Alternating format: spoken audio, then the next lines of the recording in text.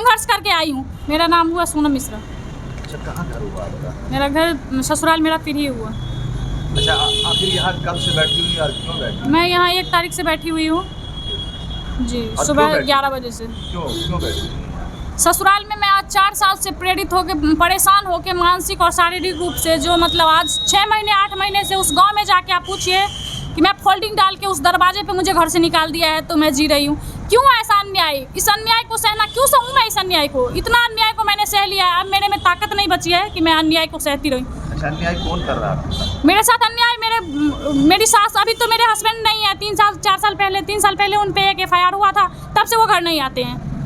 तो नहीं, यहाँ पे नहीं आते हैं। तो यहाँ पे अभी मेरी सास करवा रही है, जो भी करवा रही है वो सास, और मेरी सास मेरी जेठ भैंसुर हैं, उसको बोलते हैं कि इसका तुम उसका कपड़ा उतार के इसको जैसे जो मर्जी हो मारो पीटो। मैं बोल नहीं सकती हूँ, बयान नहीं कर सकती हूँ, मेरे इतनी शर्म की बात है। एक माँ होते हुए जो मतलब एक बेटा फौज में है, वो 2 4 5 शादियाँ कर ले और रोड पे निकाल दे औरत को, ये कहाँ संविधान में लिखा हुआ है? अच्छा, आपकी शादी अरेंज मैरिज है या लव? सर मैं इतना बता सकती हूँ कि मेरी शादी हो चुकी है, मेरी शादी हुई है, मैं इतना ही बता सकती हूँ। लव मैरिज अरेंज मैरिज में ये नहीं, मेरी मैरिज हो चुकी है। आपकी मैरिज? हाँ, बस मैं इतना बोल सकती हूँ। कब हुई? मेरी शादी 27 अप्रैल 2020 को हुई। किससे हुई? गोविंद कुमार मिश्रा। गोविंद कुमार मिश्रा क्या करते हैं? फौज में है, आर्मी में है। इस देश के रक्षा करने के लिए उनको तैनात किया गया है बॉर्डर पे, अभी सिक्किम में पोस्टेड है। बट वो अपने पत्नी की रक्षा करना भी उनका कर्म है, जो उन्हें करना चाहिए, जहाँ तक मेरा कहना है।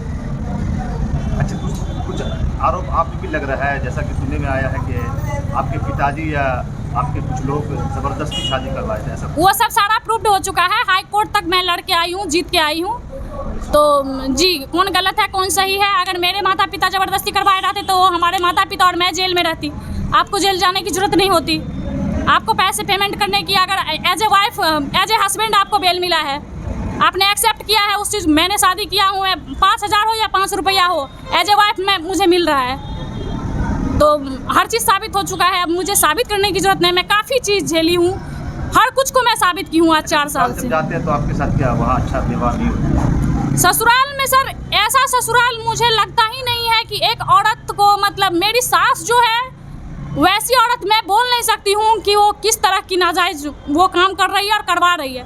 बड़ा बेटा है वो, मेरा भैंसुर होंगे, जेठ है, और एक मिथिला की नारी हूँ मैं। अगर मेरे शरीर में वो टच किए हैं तो मुझे लगता है कि ऐसा इससे बड़ा पाप मेरे साथ कुछ भी नहीं हुआ है। अच्छा, और घसीट के पिटवाए हैं, घर में बंद करके हमारे साथ जो दुर्व्यवहार करवा रही हैं, इतना अन्याय को सहना मेरी बस की नहीं। और मैं अपनी आवाज़ को, ये लोग मुझे बहुत दबाए 4 साल से, दबा के चाहे कुचल के ये मर जाए, लेकिन मैं मरने वाली नहीं हूँ। मेरे में जब तक सांस है मैं संघर्ष करूँगी और अपने हक के लिए बोलूँगी। जो जायज़ है जायज़ बोलूँगी, नाजायज़ है तो नाजायज़ बोलूँगी। ये नहीं है, मैं झूठ नहीं बोलती हूँ, एक भी पॉइंट नहीं। जाके पूछ लीजिए उस पीढ़ी समाज से कि किस स्थिति में ये 1.5-2 साल से सर्वाइव कर रही है यहाँ पे। आपके बच्चे भी हैं क्या? नहीं, मेरे बच्चे नहीं हैं। शादी के कितने दिनों के बाद जो है इस तरीके का मामला शुरू? वही 7-8 महीने के बाद, लगभग जब से FIR हुआ है तब से ऐसे हो रहा है। आपका ससुराल पीढ़ी हुआ, आपका नहीं जी, है? मेरा मायके श्याम सिद्धक। आपके पिताजी हैं? जी, पिताजी हैं। अच्छा, पिताजी हैं, बीमार रहते हैं, उनके पैर में नस जाम रहता है। मेरी माताजी हैं, उनको भी 2-3 ऑपरेशन हो चुका है, तो मैं उनको बैठा नहीं सकती हूँ अपने साथ मरने के लिए यहाँ पे। कितने रोज? 4 रोज से यहाँ बैठी हुई है। 4 रोजों में क्या कोई प्रशासन या किस तरीका का? नहीं, यहाँ की प्रशासनिक व्यवस्था मर गई है। मुझे तो ऐसा लगता है कि यहाँ पे प्रशासन है ही नहीं, कोई प्रशासनिक व्यवस्था नहीं है। 1:30 बजे पूरी रात मैं यहाँ पे जाग के रहती हूँ, खुद अपना हिफाजत मैं खुद कर रही हूँ। यहाँ पे प्रशासन की कोई मतलब नहीं है। SDO साहब को फ़ोन किए, यहाँ के ही कोई लोग थे, देख के तरस खा के मेरे पे, तो SDO साहब बोल रहे क्या इसको सुरक्षा देंगे, बैठने दीजिए ना। अच्छा, रात में डर नहीं लगता है? मुझे डर नहीं लगता है, किसी भी चीज़ से डर नहीं लगता है। मैंने जितना संघर्ष कर ली हूँ ना, मैं यहाँ से लेके और सिक्किम की बॉर्डर तक मैं लड़के आई हूँ और संघर्ष करके आई हूँ, तो मैं डरने वाली महिला नहीं हूँ। मुझे डरा के मुझे बोला गया कल क्या यहाँ से चली जाओ, कोई बोले यहीं के प्रशासन का ही छोटा मोटा कोई आदमी था, वो बोल रहा है कि रात में आपके साथ कुछ अनहोनी हो जाए, आप यहाँ से चले जाओ। क्यों अनहोनी हो जाएगा? किसी महिला को यहाँ पे रहने का क्यों नहीं अधिकार है? और क्यों बैठी है तो उसका समस्या का आप समाधान कर दीजिए ना। वो क्यों बैठी है रात में? अगर रात में बैठी है तो असुरक्षित है, क्यों असुरक्षित है? डरा धमका के वो बोल रहे थे कि मतलब तुम्हारा ये हो जाएगा वो हो जाएगा, एक औरत के साथ रेप हो जाएगा। मैं तो ऐसे बोल रही हूँ, वो बोले कि ये हो जाएगा, वो क्यों हो जाएगा ऐसा?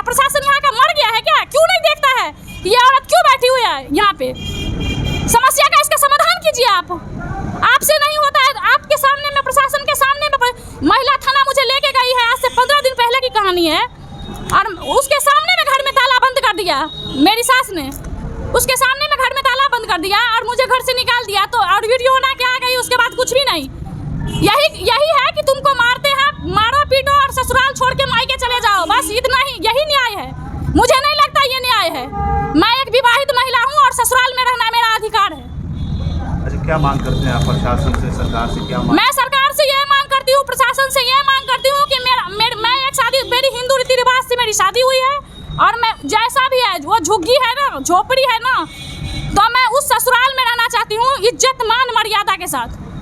मेरा ये मांग है। मैं अपने मायके नहीं, मैं मर जाऊंगी यहाँ पे भूखे प्यासे अनशन पे बैठ के, लेकिन मैं अपने मायके नहीं जाऊंगी।